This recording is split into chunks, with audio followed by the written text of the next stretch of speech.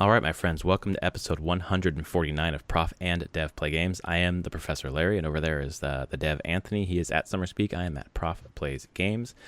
Not a lot of news this week. No, it's been pretty dead. I'll be honest. But there's been a lot of playing, so this will be our Octopath Traveler episode. Anthony's going to kind of give us a deep dive into the game that he's been playing.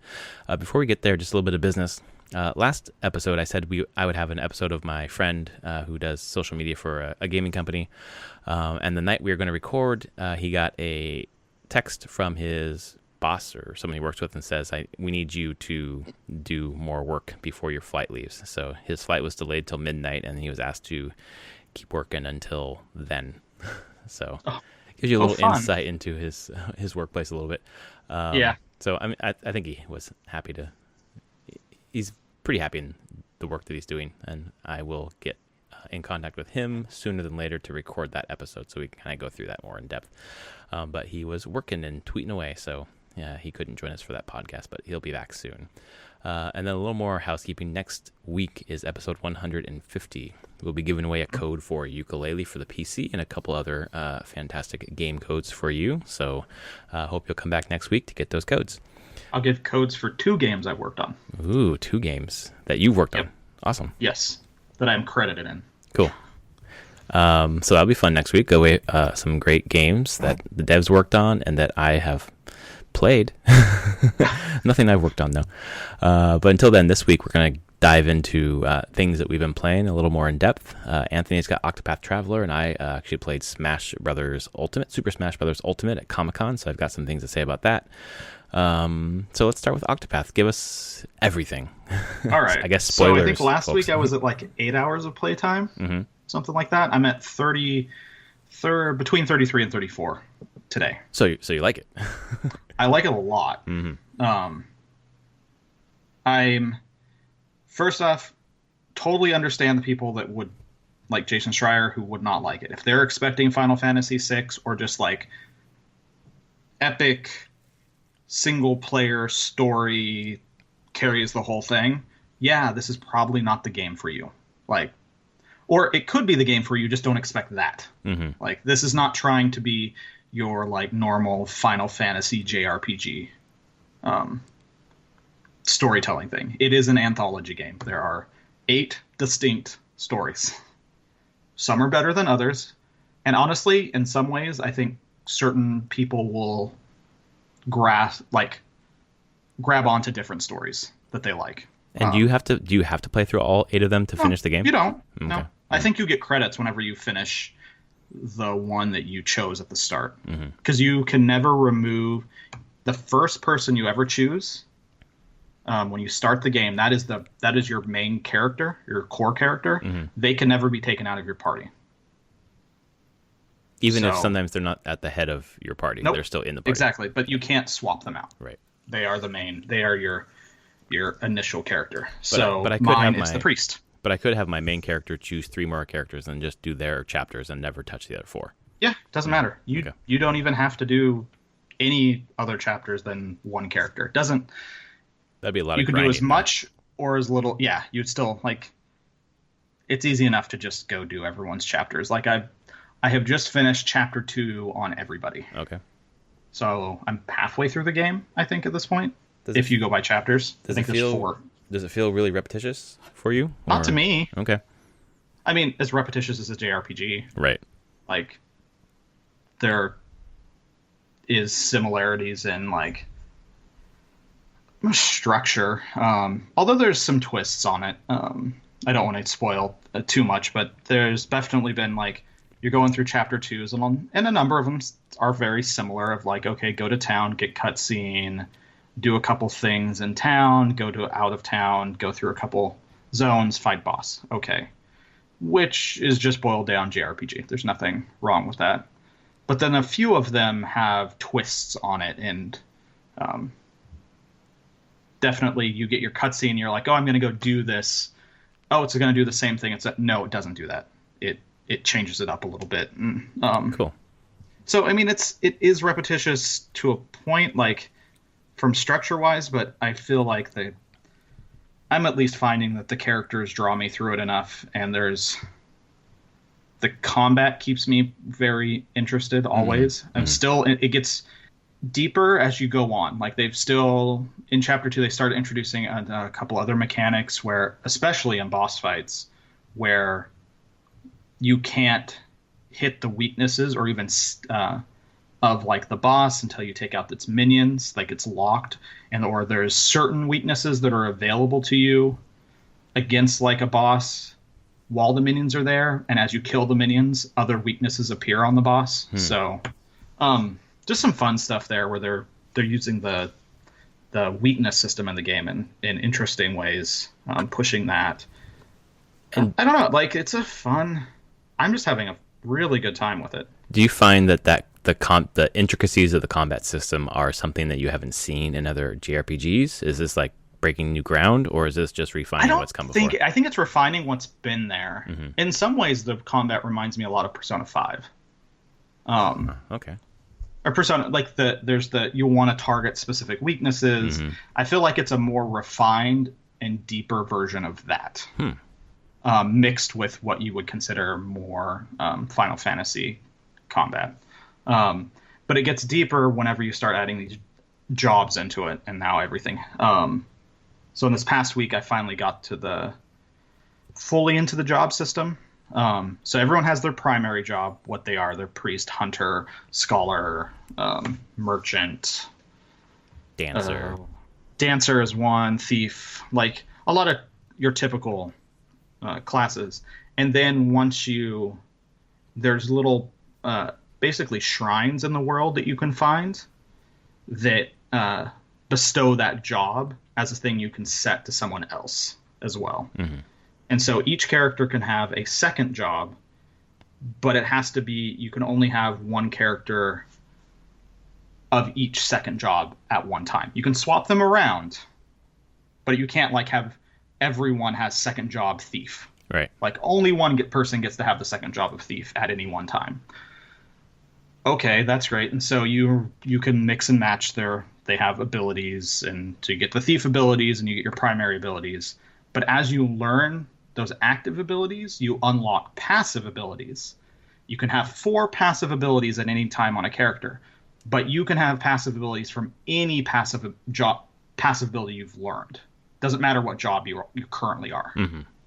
So you basically want to swap around jobs, so you're learning these passives so you can pick a great combination of 4 for the most part. So if everyone had done the secondary job of thief and picked up some passive ability from thief, then when you cycle, everyone could have that same passive ability. Yeah, passive doesn't. You don't have to have the job to use the passive. So you're just earning a pool of passive abilities for you to slot in as you want. Seems like this is a great system to exploit for maximum effect.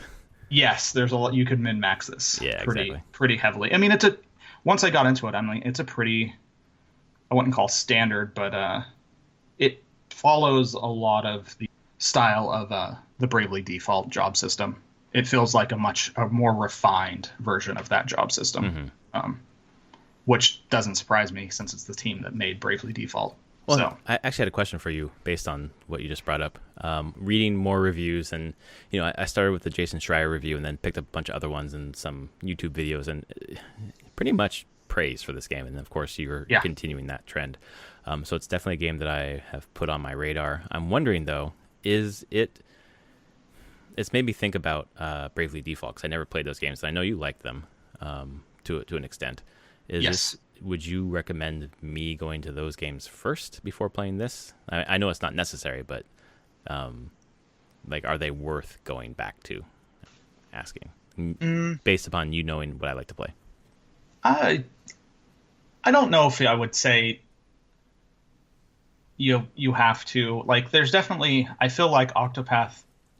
I feel like if you want just one overarching story, the Bravely Default games are that. Okay. But I feel like Octopath is a more refined game than either of the Bravely games.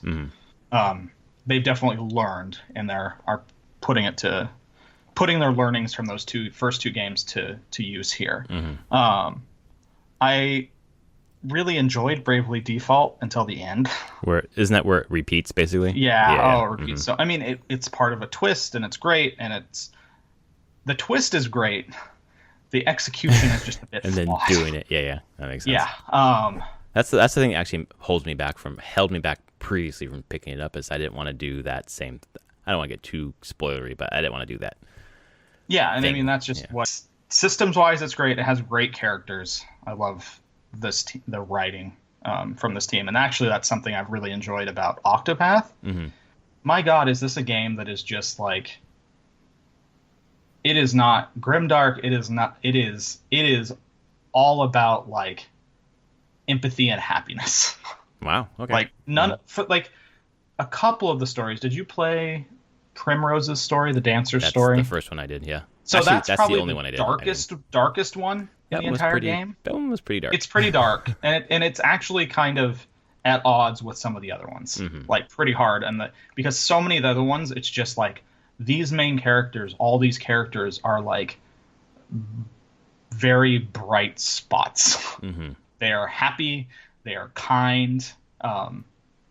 Even if like the thief is mischievous, he's not like a mean-hearted thief. Well, even in Primose's story, it felt like the darkness came from her boss or her pimp or whatever, than from her. So yeah, and that's the thing. The main characters are really good about bringing a smile to your face, even whenever things are getting dark. It's like that is carried over from the Bravely Default games. They never let themselves sink into like where some of the Final Fantasy stuff gets into pretty brooding. None of their characters are brooding in their games. They don't want it to be. They want it to kind of be basically a joy to play and a joy to just listen to these stories, even if a number of them are, I would say, somewhat tropey. Like they're nothing new. Although some of them have surprised me on their chapter 2s. Like they didn't go where I was expecting. So there's some good stuff there. Yeah, but really, when you're comparing the two, I would be like, I don't know, just get Octopath. Yeah. Like, okay. I think you would appreciate a number of the stories. Yeah, I'm actually quite excited by the thing that Schreier didn't like, where they're just 8 disconnected stories that just happen to be people traveling together. Yeah, and I would say in some ways it's an anthology of stories that is building a world. Like it's 8 stories set in a world, and the religions of the world overlap, the different organizations overlap. So you start from the different stories, you start getting perspectives on these different groups in the world. So there's definitely built to be more interesting to me than I was initially expecting. In that way.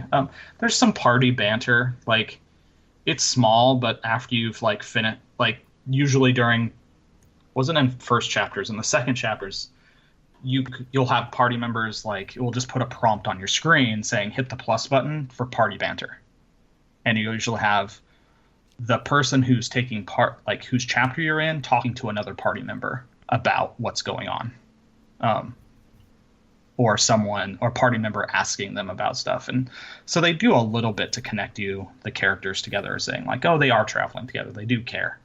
But they really don't try to like wrap it up nicely in a bow. It's like, no, they're just a group traveling together. And this game's more about the systems and the graphics, perhaps. Like there's other things. The soundtrack sounds like they're hanging their hat on other things. Soundtrack is really good. When you talk about the look of this, I was listening to a YouTube podcasty thing.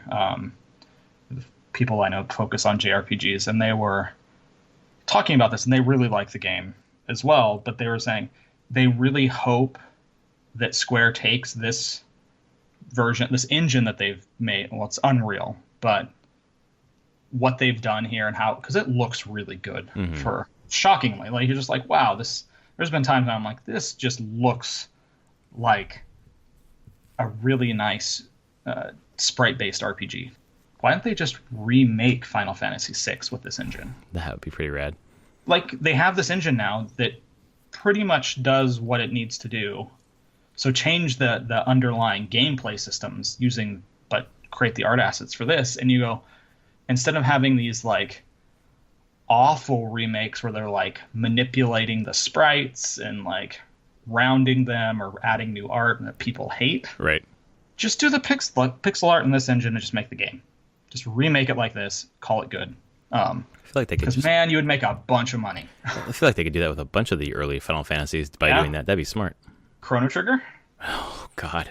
This is how you do... I think this is how you do Chrono Trigger if you really wanted to. Yeah, I would replay that for sure in that engine because it looks goddamn amazing. It does. Trying to think of other things about this. Go ahead. I was going to say, but I would... I have 6 on the Super Nintendo Classic, but I also picked up for the Vita on the sale. It was like $2 or whatever. So it's nice to have it handheld. I just all the podcasts, all the stuff I'm reading about Octopath, it's what I mentioned earlier about Bravely Default, but then the other track that I keep hearing repeated over and over again is Final Fantasy VI, how great it was. And it's just, I wish I had time to go and play that game. Yeah. Because that sounds, you played it, right? I've never beat it. Okay. I've played a chunk of it again on the SNES Classic. Mm-hmm. It's one I want to go back to. This is the thing. It's those early JRPGs are just hard to go back to. Right. They are. I mean, they're from a different era. I've enjoyed quality of life things that have come along in the past 20 years. Right. In those games, and they just don't have it there. So, we kind of felt that with Chrono Trigger as well. Yeah, it was. That was kind Final of on Fantasy VI is even worse. Yeah, I think Chrono Trigger was kind of like on the edge, where like it was still, it's definitely playable, but there are some things that have come up, more modern touches that would make it better. Of course, smoother. Yeah, exactly. Okay. So I think 6. People really enjoy 6, and I need to play through it and just finish it. Yeah, I was to say, so maybe 6 won't be our next game club book. Or game club game, I mean. I would need it portable. I wouldn't want to sit at my No, yeah, that's TV why with SNES Classic. That's why I started thinking about when I got it on the Vita. I was like, oh yeah, this would be good. I don't know if they ever ported it to DS at all. No. Oh, they do have a GBA version though, or a DS version, which is like the seminal version of the game. Mm-hmm. We should look into that. I could get that. Yeah, we should play it. I still have my Advance, or my DS would play it too. Yeah, right. Because you can play on your DS. Yeah, we should investigate that. Because I can play on my Vita and you can play it on yours. Yeah. System. We'll think about that. So are you excited else you want to know about Octopath? Yeah, I guess I kind of want to know. I still am stuck on the story. Like 2 questions: 1 story, 1 combat. Okay. Let's go with combat first. Like I'm really into like tactical, strategic, turn-based battling, and I know from the demo I had a peek into the depth of the system. But are there other parts of the system that like start popping up later, kind of similar to like the passive abilities you were talking about, or other mechanics that pop up later that weren't available early on in that first demo, which is the only one I played? I know the break thing, and I know about the resistance thing, basically. But there's weaknesses and breaks. Mm-hmm. I mean, that is the core of most things. Okay. It's just that they start it's a weird intersection between like how many times you have to hit a weakness to break, what the mixture of the groups, not your party, but the enemy group that they present to you, what their mixture of weaknesses are. Mm-hmm. And the thing, since it's not real time, you can actually take time to consider, like, okay, if I break someone now, okay, you can see in the timeline, okay, they're going to break here, which will prevent them from attacking now. If they were going to still attack this turn, it could break them now, and then I get a whole turn without that enemy fighting. But maybe I don't want to do that yet. Maybe they have already gone, and I see next turn, because it puts, you saw in the demo, it puts what the order that things are coming up next turn. Right. You can be like, well, all right, they've already attacked. I don't need to break them this turn. I'm going to do something else because I know I can break them at the start of my turn, which will then effectively give me 2 turns of them not doing anything. And you start doing this, and the first demo didn't give you access to like a full party. Right. So once you have a full party, oh my god, there is a it means just take that and just multiply your options, and you start having to consider, okay, this character has attacks with axes, so that's great against this person, or they have this special ability that will hit everyone that's weak to fire. So you start doing this dance of like how you want to juggle weakness and breaks for optimal destruction, and then add in the BP on top of that, and like when you want to dump it all, either to break something or to save it so that when they're broken you can just unleash hell. So that it's the most tactical I've ever gotten out of a game that is like that does not have a grid-based tactics game. Okay, that's cool. It sounds like what I haven't experienced as the synergy of an entire group, an entire party. Yeah, and that first demo did not give you that. Right. The second demo does. The second demo you'll at least get 2, if not 3, by you finish that. Well, by the time I play that, I can just roll right into the main game. Exactly. If I liked it, yeah, that's good. Yeah. And the other question was, I know that it's like an anthology. You think about the stories that way. I know you're not done with any of the stories, but kind of being halfway through, quote unquote, I guess. Is there any story that you're thinking like, wow, this is a good story? I know some of them are like tropey and some of them are okay. Like, is there one that you're like, yeah, this is a good one? I'm really weirdly, I just finished the Olberex second one. Mm-hmm. His is the one that had a neat twist for chapter 2. And so I'm really curious where it's going. Okay. Things are happening quicker in it than I was expecting. I expected, I know who the final boss is going to be in chapter 4. No, it doesn't look like that. Like, it's shifting. So that's good. Okay. It made it me be like, okay, I want to play his more. I've really enjoyed that. Primrose's continues to be good if it sticks to a bit tropey on a revenge angle. Yeah. Then that was who else I played today. Alfred. Yeah. He's an apothecary. Mm-hmm. I was like, yeah, I'm not gonna like this that much based on the first. No, finishing chapter 2, I'm like, this is cool. Like, you kind of know where it's going, but that's one of the characters where you're like, this person is just pure kind of joy. Like him and Tressa. Tressa's also awesome. She's the merchant. Mm-hmm. Who I would say in some ways are like their entire things of just like, I'm just leaving home to go do my job around the world and see the world. That's kind of their arc, but so you get these kind of micro stories in each of their chapters, and they're just kind of fun, and the character is just kind of a joy to be around. Mm-hmm. And then you have Cyrus, who's been fun. He's the right? Scholar. Yeah.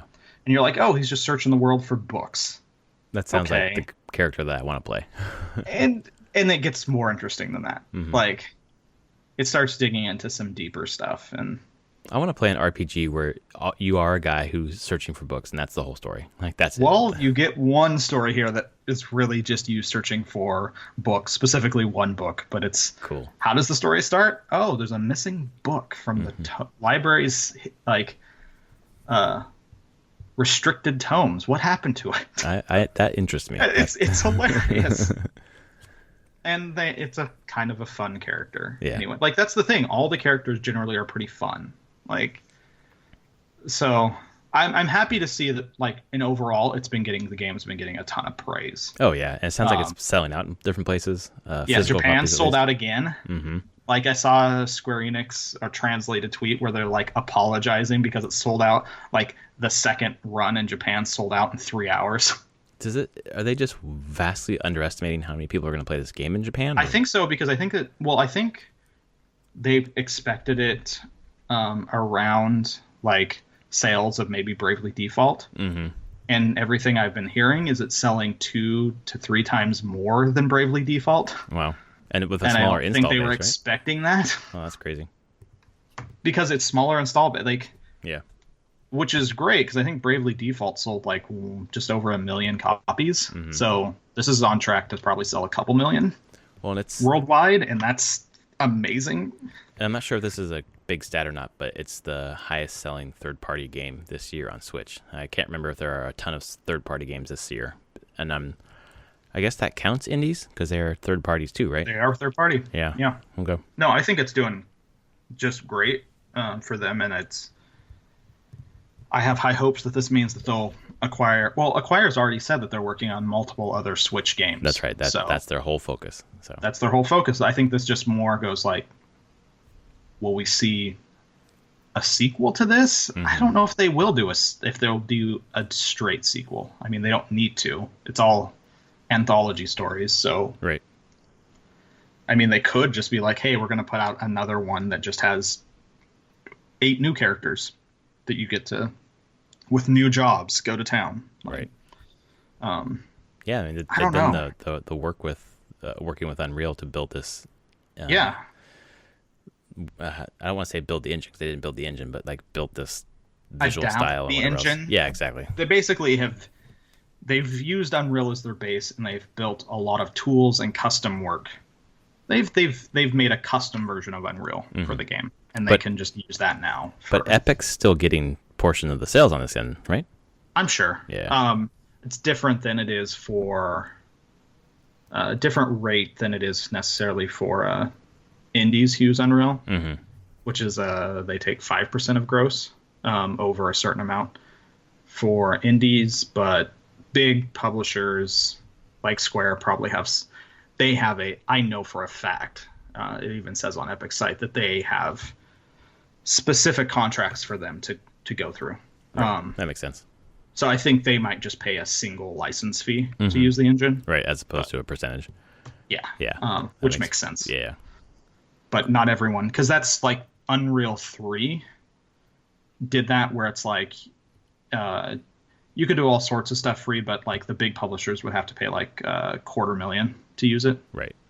So, which is for big publishers doesn't really matter. You saw how many games came out on Unreal 3. Yeah, well, and it's far cheaper probably to pay that fee than to develop your own engine. Exactly. And maintain it for that quality bar that Unreal hits. Yeah. Right. The team that you would need to do that is pretty large. Yeah. So we've seen all the problems with Frostbite. So. Oh God. How much money it costs to make and maintain that, I'm sure, is astronomical compared to what it is astronomical. And guess what? Unreal. But then they charge companies internal to EA to use it, though. What the fuck? Okay. It's accounting. Oh, yeah. Basically, okay, that makes sense. Move money, but you have to move money around. You have right. to say, hey, if you're going to use Frostbite, you're going to pay DICE this much money. Yeah. Welcome to the fun of accounting and finances, because we looked at that engine because they had a mobile version of Frostbite, and they're like, when we did engine evaluations at PopCap, being like, okay, Unity, Unreal, Frostbite, our own internal engine, like, what would be best to move forward with? That was one of the dings against Frostbite, was because it was still had the like usage fee of any like non-mobile, just standard console PC. Right. And it was like, no, that just destroys our budget. I'm surprised they didn't make you use Frostbite since you were under EA at that point, right? They don't have a good. Yeah, I mean, that was one of the reasons why we had to evaluate it. Yeah. But I mean, its mobile side was not there. It was not in any way, shape, or form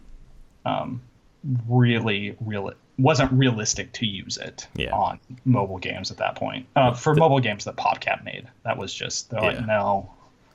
It just didn't make sense. Yeah, that makes sense. It did not make sense at all. Yeah. And really, most of the mobile stuff done in EA was Unity anyway. Mm-hmm. They didn't force Frostbite on the mobile side. Right. They actually wanted to make products that worked. Exactly. Yeah. But yeah, so back to Octopath. Thumbs up from me. I'm really enjoying it. Combat's great. Anthology stories, it's kind of what the Switch needed right now. Yeah. Seems like right in the doldrums of summer. Like I just keep thinking about how few games for Switch I've purchased this year that are not indies. Like I haven't purchased any first-party games or third-party games that are not indies, and maybe this will be the first one. It's a good one, and this gives there's just a lot here, and the Switch has needed a really good JRPG for a while. It has. So. And I just think forward to end of life for Switch and just how many RPGs that it will probably have at that point. Yeah. It makes me very happy. And I want to say, I mean, I guess people had Xenoblade Chronicles too, but that didn't get nearly reviewed as well as like this is getting reviewed. I think it was honestly a little bit.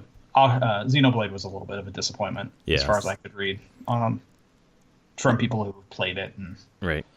Well, and the technical stuff, like handheld, it was like 540p or 520p or whatever. It was like really like blurry, and it just didn't sound great. Yeah. So for me, I went to ComicCon, which was awesome. Well, ComicCon adjacent activities, I should say.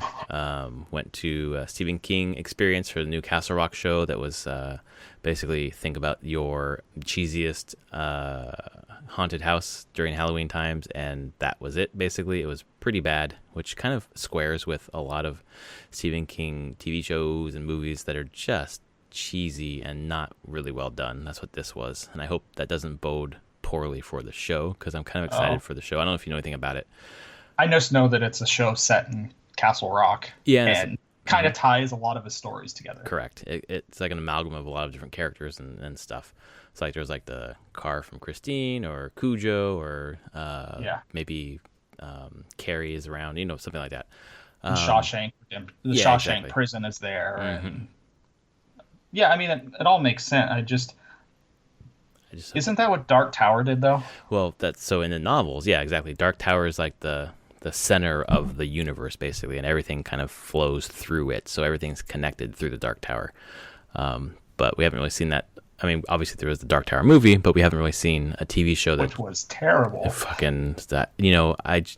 Dark Tower is like one of my most cherished series, and I couldn't bring myself to watch the movie based upon just shitty reviews. So I tried, not even as a person who has read any of the Dark Tower or really knows much about it. I tried.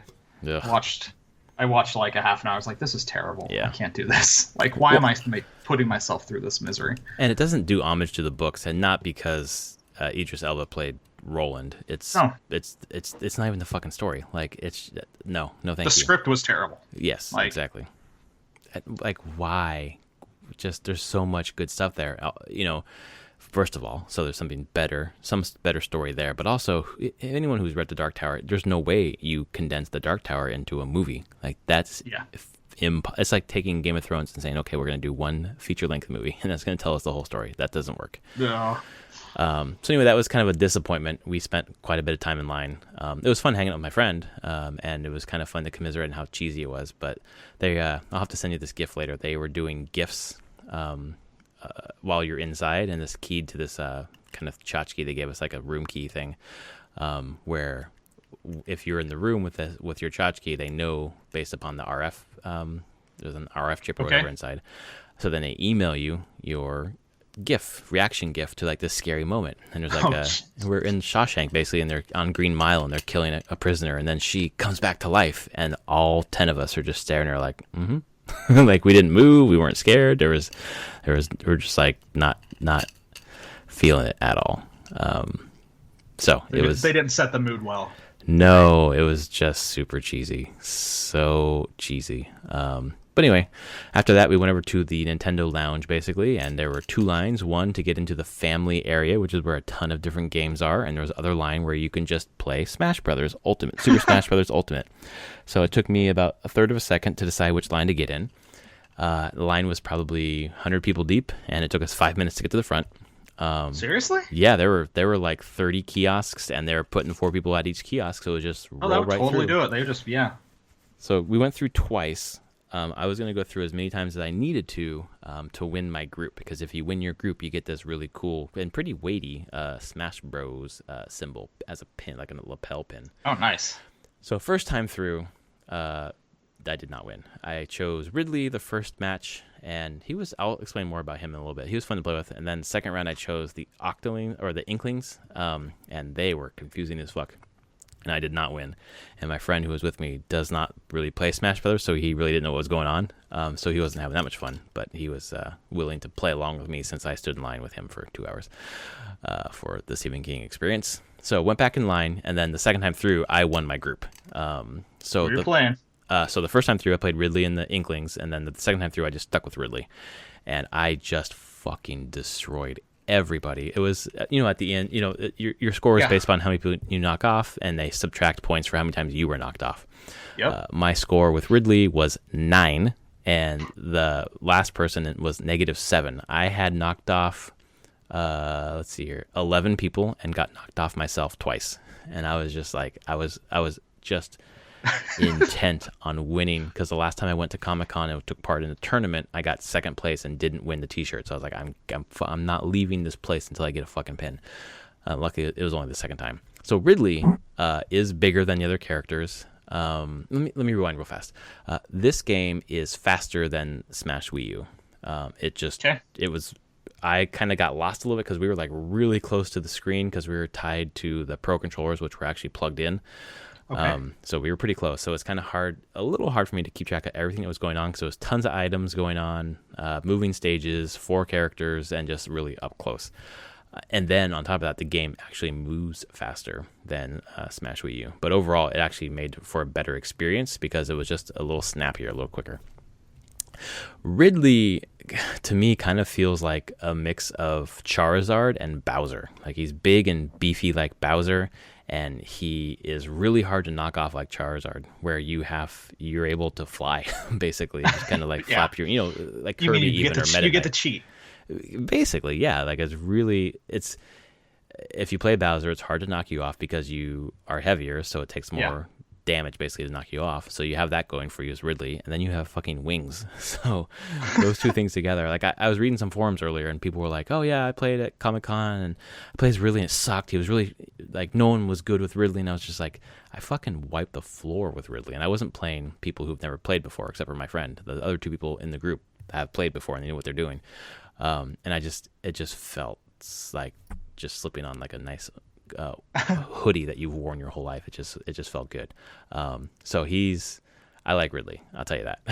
he might be one of my new favorite characters.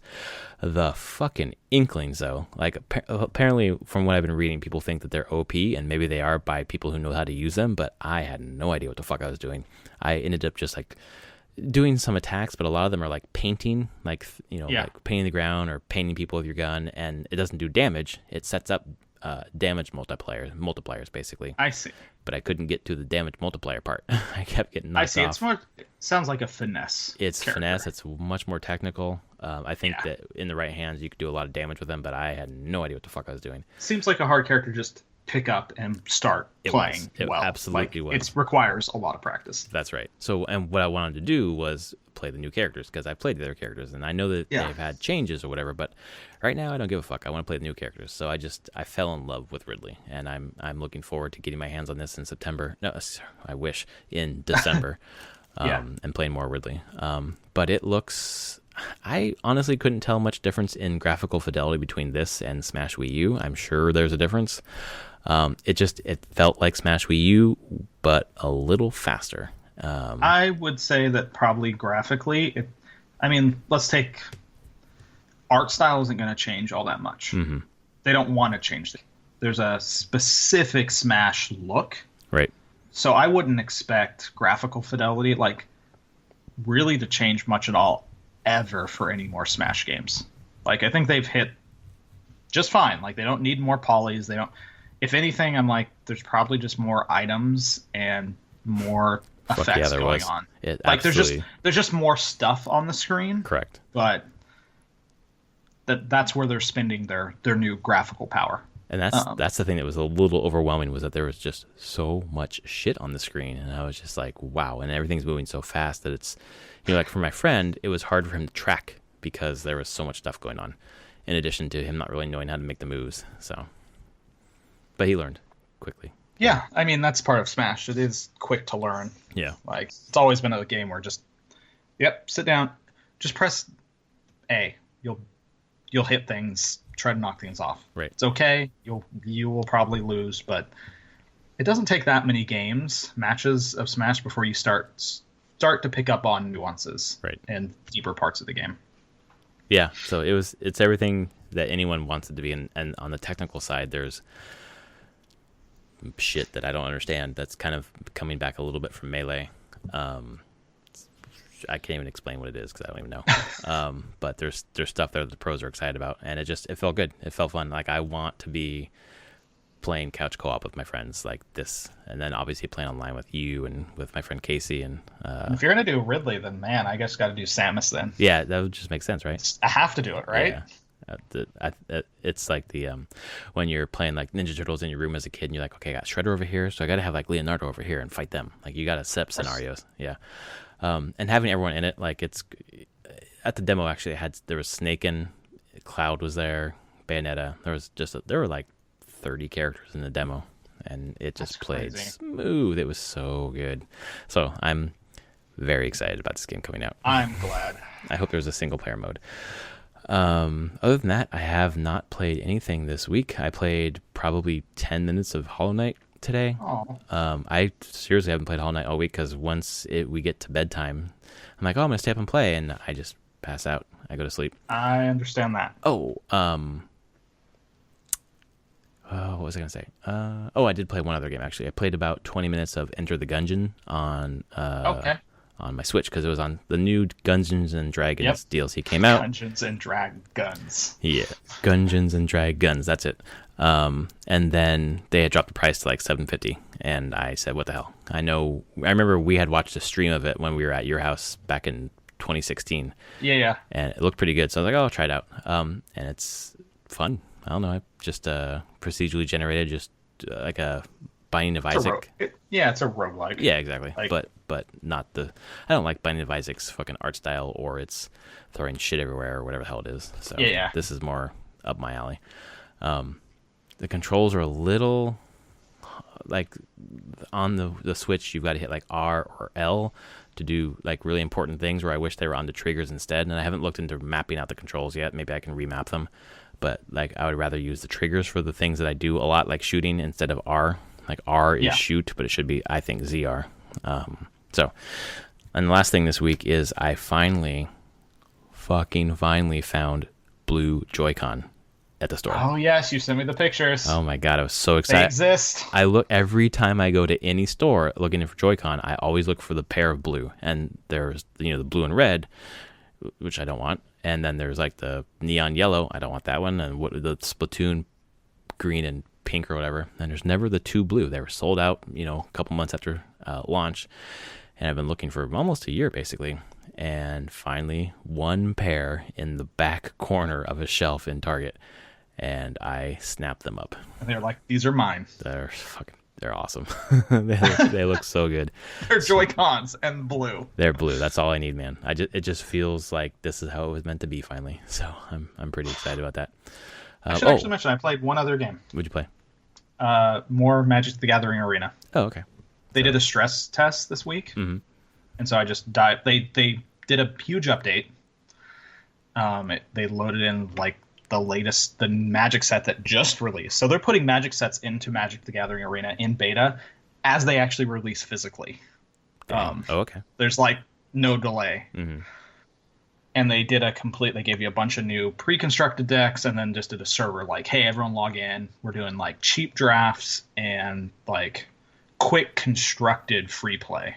And so I did a quick draft and got just destroyed because it's Magic, and I got mana screwed one game, mana flooded the second game, and the third game was actually just a good game, but I ended up losing. It was like I lost with... If I had one more turn, I would have won. But nope. But Magic in your land, like yeah, totally. I've had those games where a third of your games are just going to be terrible. Yep. Like, you're just going to lose, not because just because of draw. But then I went to free play and chose a pre-constructed deck and played a few games of that, and it's good. Like the whole interface is really nice. It's a great way if you just want to jump in and just play a couple games of Magic. I hope as they continue through beta into open beta and release that they'll just be adding more features, because I'd love a way, like right now you have to play against other humans, and I definitely would like a way to play against AI to at least test decks. I thought you could draft against AI. You draft against AI, but you play against real people. Oh, okay. There's no way to play. They don't have an AI to play against yet, or at least the one that they haven't let people access. And I'm just completely out of the card pool. So it's hard for me to play against real people quickly because I just don't know what the cards do. Yeah, right.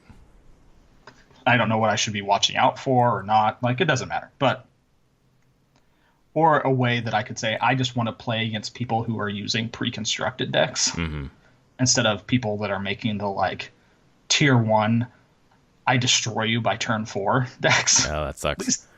At least those are over quickly. And you know what's happening. You see it happen. You're like, oh, yeah, I'm not going to. Okay, I might just concede this. It's fine. Move on. But that was always the hardest part for me, too, doing live drafts where I was, shaky in my understanding of Magic, but enough to like be brave enough to go out and play, is that, wait, what does that card do? What does this card do? Like, how do these things interact? Like, it was hard to figure out. And I'm hoping that they'll have an AI so you can do tests, basically. So you can kind of work up that confidence of what's going on. And how your own deck works, basically. Yeah, exactly. But I will say the new update, I didn't have to go through it, but they did put a whole new like onboarding experience and like a 5-game tutorial and unlocking new decks for you as you beat these tutorials. So like make it a little bit easier.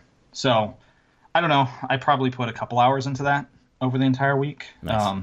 It was fun. I definitely see it as like, I don't love Magic. I don't want to go out and play it a ton, but this is like the perfect bite-sized Magic experience for me when I'm like, I just want to play a game. It's fine.